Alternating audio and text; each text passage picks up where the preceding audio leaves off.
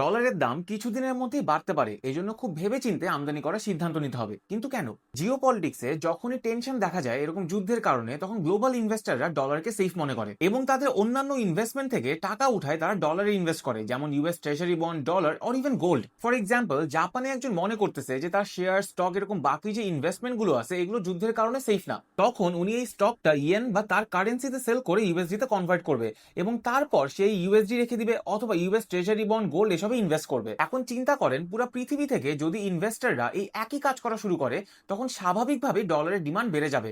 এবং সাধারণ অর্থনীতি আমাদেরকে বলে যে যদি কোনো কিছু ডিমান্ড সাপ্লাই থেকে বেশি হয়, তখন ওই জিনিসটার দাম বেড়ে যায়। এখন বাংলাদেশের উপরে এটার ইম্প্যাক্ট কিভাবে পড়বে? যেহেতু আমরা আমদানি নির্ভর একটা দেশ, এজন্য আমাদের প্রচুর পরিমাণে ডলার প্রয়োজন হয়।